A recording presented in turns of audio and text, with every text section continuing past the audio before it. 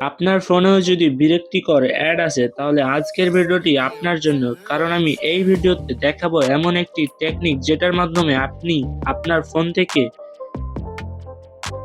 অ্যাডগুলো of করে দিতে পারবেন। তো এটা করার জন্য আমাদেরকে একটি কাজ করতে হবে, আর এই কাজটি কিন্তু আমি সম্পূর্ণ ভিডিওতে বলে দেবো, আপনারা সম্পূর্ণ ভিডিওতেই দেখবেন। আর আপনি যদি আমাদের ইউটিউব চ্যানেলের নতুন দর্শক হয়ে থাকেন তবে অবশ্যই ইউটিউব চ্যানেলটি সাবস্ক্রাইব করবেন এবং পাশে থাকা বেল আইকনটি অন করে দিবেন।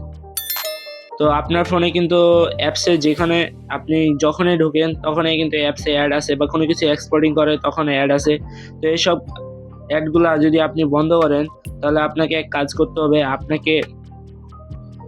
আমি আপনার নোটপ্যাডে নিয়ে যাচ্ছি। তো এই লেখাটি আপনারা কপি করে নেবেন, এখান থেকে স্ক্রিনশট নেবেন।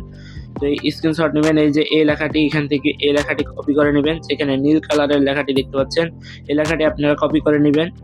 তো এটা কপি করে নেওয়ার পর আপনারা চলে যাবেন আপনাদের সেটিংসে, এবং সেটিংসে যাওয়ার পর সেখানে সেটিংসে যাবেন। সেটিংসে যাওয়ার পর এখানে ক্লিক করবেন সেটিংসে, তারপরে এখানে সার্চ বারে ক্লিক করবেন, এবং সার্চ বারে ক্লিক করার পর এখানে লিখবেন বড় হাতের ADNS, এটা লেখার পর সার্চ দিবেন, উপরে দেখবেন যে প্রাইভেট ডিএনএস এই লেখাটি আসছে।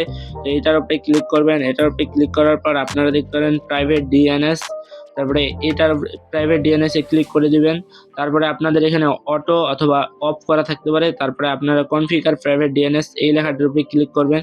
তারপরে এখানে আমার আগে থেকে দেওয়া ছিল, তো আমি এখান থেকে আপনারা দেখে নেন আবারও, এখানে লিখে দিবেন DNS ADGUARD adgar.com DNS। এই বানানটা আপনারা ভালো করে দেখে নেবেন, এখান থেকে কপি করে নেবেন বানানটা আপনারা স্ক্রিনশট দিয়ে।